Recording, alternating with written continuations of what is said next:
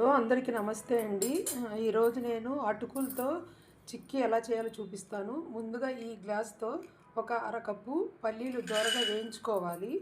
Medium ఫ్లేమ్లో పెట్టుకొని మంచిగా అన్నీ ఈవెన్గా వేగేటట్టు వేయించుకోవాలి. పల్లీలు వేగిపోయినాయండి. ఒక ప్లేట్లోకి తీసుకొని పక్కన పెట్టుకొని ఇప్పుడు అటుకులు వేయించుకోవాలి. ఇప్పుడు పల్లీలు తీసుకున్న గ్లాస్తోనే 1.5 కప్పు అటుకులు తీసుకోవాలి. ఇవి కూడా మీడియం ఫ్లేమ్లో కొంచెం క్రిస్పీగా వేయించుకోవాలి, మాడకుండా. ఈ పల్లీలు అటుకుల లడ్డు పిల్లలకి పెడితే చాలా మంచిదండి. బెల్లంతోనే చేస్తాను, నేను పంచదార ఎక్కువ వాడను. ఇట్లా అటుకులు కూడా ఇట్లా కొంచెం ఇంత క్రిస్పీగా వేయించుకుంటే సరిపోతుంది. ఇంకా స్టవ్ ఆఫ్ చేసేసుకొని ఇవి కూడా పల్లీల్లోకి తీసుకోవాలి. ఇందాక వేయించి పెట్టుకున్న పల్లీల్ని కొంచెం బరకగా మిక్సీ వేసుకోవాలి. ఇలా మిక్సీ వేసుకున్నది పక్కన పెట్టేసుకోవాలి. ఒక పళ్ళానికి నెయ్యి రాసుకుని చిక్కీ వేసుకోవడానికి పక్కన పెట్టేసుకోవాలి. అలాగే చిక్కీని ఈవెన్గా స్ప్రెడ్ చేయడానికి ఒక కప్పు కూడా నెయ్యి రాసుకుని పక్కన పెట్టేసుకోవాలి. ఇప్పుడు ఒక కప్పు బెల్లం తీసుకోవాలి. నేను కొంచెం తక్కువ తీసుకున్నా, మీకు స్వీట్ కావాలంటే కప్పు నిండా తీసుకోవచ్చు. ఈ గ్లాస్ నిండా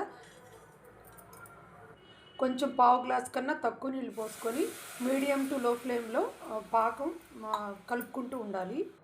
బెల్లం కరిగించుకోవాలి పాకం వచ్చే వరకు లో ఫ్లేమ్లో. నలకలు ఏమన్నా ఉంటే ఈ బెల్లం వాటర్ని మీరు వడపోసుకొని చేసుకోండి, నేనైతే వడపోయట్లేదు. ఒకసారి పాకం చూసుకుందామండి. మెత్తటి ఉండపాకం రావాలి.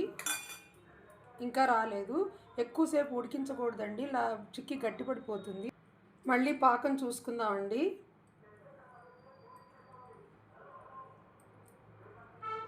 ఇగో ఇట్లా ఉండపాకం రావాలండి. మంచిగా వచ్చేసింది ఉండపాకం. ఇంకా కొంచెం స్టవ్ లోలో పెట్టేసుకొని